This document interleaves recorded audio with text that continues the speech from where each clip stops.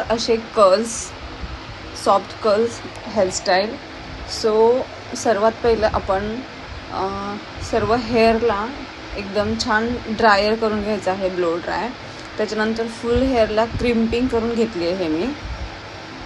सर्व हेअरला व्यवस्थित क्रिम्पिंग करून घेतल्याच्यानंतर मी हॉरिझॉन्टल सेक्शन घेत आहे आणि हॉरिझॉन्टल सेक्शन घेऊन मी 3 ते 4 एका हॉरिझॉन्टल सेक्शनमध्ये मी कर्ल्स करून घेत आहे टॉंगने.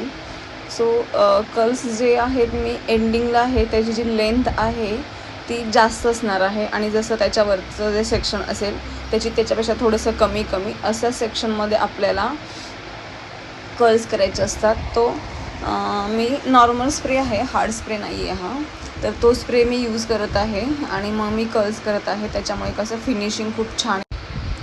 गाईज, कोणतीही हेअरस्टाईल असू दे किंवा कोणतंही काम असू दे, दिसताना ते खूप सोपंच वाटतं, पण ते जर तुम्हाला सेम तसंच पाहिजे असेल तर त्याच्यासाठी मोस्ट इम्पॉर्टंट इज प्रॅक्टिस.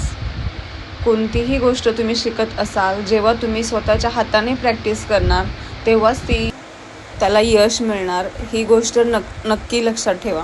आपण खूप म्हणजे ही हेअरस्टाईल ती हेअरस्टाईल आपण सर्व पाहतो आणि खूप कन्फ्यूज होतो आणि जेव्हा आपण ट्राय करतो तेव्हा ते आपल्याकडून जसं बघितलं तसं होत नाही, तेव्हा आपल्याला थोडं दुःख होतं, नाराज होतो.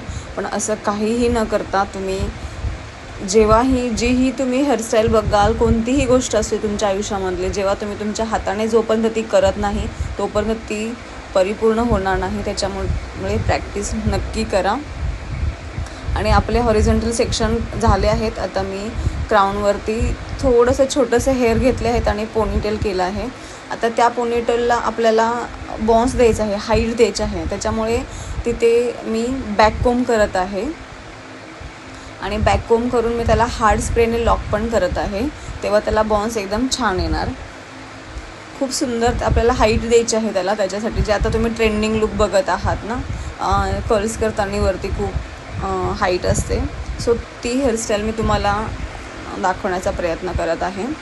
त्याच्यानंतर मी क्राऊनचे हेअर जे आहेत पुढे ते घेऊन त्यालाही मी बॅककोम केलं आहे आणि रबरने आहे. थोडासा पफ तिथे आपण केला आहे. जेव्हा आपल्याला वाटतं आपला पफ व्यवस्थित आला नाही आहे, इकडे हाईट जास्त आहे, एकीकडे कमी आहे, तेव्हा आपण त्याला ना टेलकोमने त्याची हाईट आपण बरोबर फिनिशिंगमध्ये देऊ शकतो. नंतर त्या पोनीमधले सर्व हेअर त्यांनाही कर्ल्स करायचे आहेत.